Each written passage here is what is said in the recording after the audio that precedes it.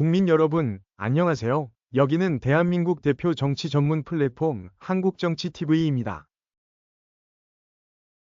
쌍방울그룹의 불법 대북 송금에 관여한 혐의로 1심에서 징역 9년 6개월을 선고받은 이화영 전 경기도 평화부지사의 판결문이 공개됐습니다. 이 판결문에서 재판부는 당시 경기도의 행보는 적극적이고 주도적인 대북 정책을 과감히 추진할 것을 예고하는 것이었다고 적시했습니다. 그리고 실제로 경기도지사가 피고인에게 그러한 역할을 기대했던 것으로 보인다고 밝혔습니다. 이것은 비록 이재명 대표에 대한 직접적인 언급은 최소화했지만 대북 송금 의혹의 최종 결재권자가 이재명 대표라는 점을 재판부가 인정한 것으로 보입니다. 그러면서 남북경제협력사업 등 정책을 발굴하고 이를 경기도지사에게 보고해 기획 추진할 수 있는 포괄적이고 실질적인 직무 권한을 가지고 있었다고 밝혔습니다.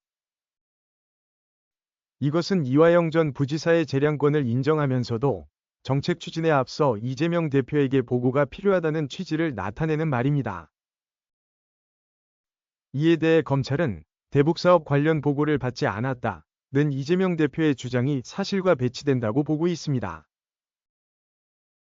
이화영 전 부지사의 1심 판결문에 따르면 정부는 2018년 9월 남북정상회담 특별수행단 명단을 발표했다고 합니다.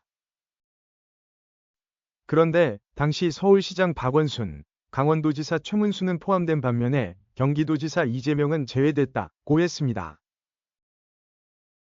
또 당시 청와대가 차기 대권 주자로 박원순 시장을 지목했다는 내용의 보도도 나왔다고 합니다.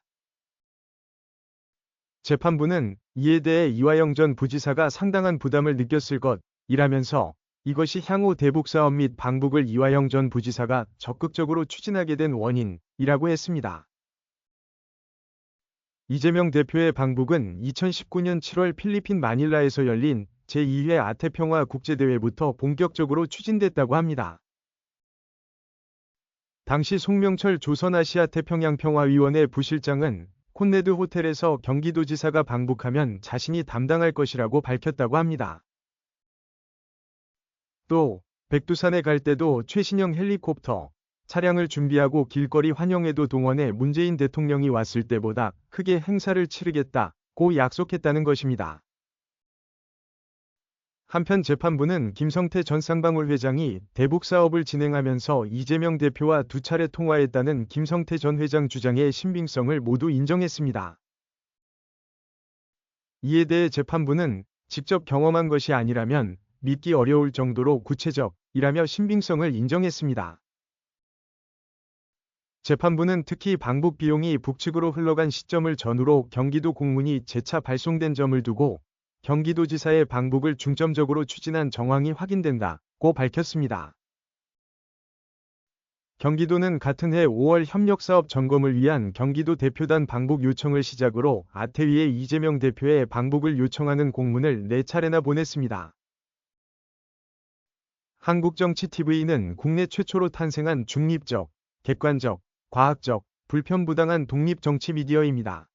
여러분의 구독과 알림, 자발적인 후원은 채널의 제작과 운영에 큰 힘이 됩니다.